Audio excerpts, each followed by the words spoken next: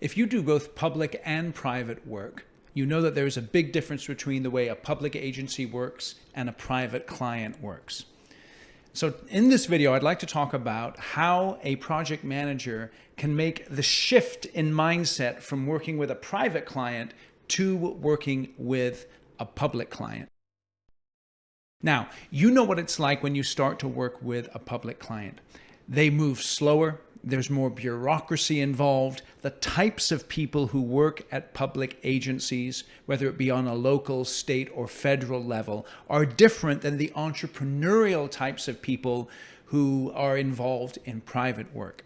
Now, if you're making that shift from working on private projects to public projects, and you're a project manager or a project executive, you have to accept that. And there's three things that you can do to be successful in the public environment. And these are very practical tips, so please pay close attention. Number one, you want to take the partnering sessions seriously. If they do any kind of partnering between the public agency and the construction company and the other folks involved in the project, take those partnering sessions seriously, particularly if they involve any kind of personality assessments where you take an assessment, other people take an assessment, and you share those personality assessments and get an understanding of where other people are coming from. Because typically what you'll find is that the people involved in public agencies, they're more deliberate, they're more methodical, they go slower when making decisions, they're not comfortable in making individualistic choices, they're more comfortable in a group consensus type environment. And you just have to accept that. You have to be able to understand that and understand that as you're delivering the project from the construction perspective, you need to adapt yourself to the people that you're working with.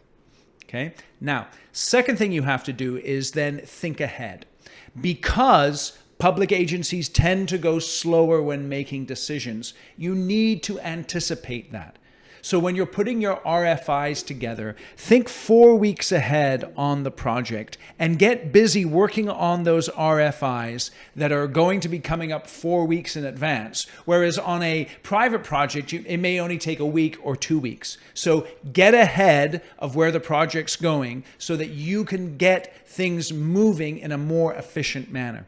And then the third thing you can do is really paint the picture for them. When you're doing those RFIs, be as detailed as they want, okay? Because the more information you get them, the more comfortable they're going to be. And it may take you more time up front, but it will help you to get decisions made quicker when you actually need those decisions made.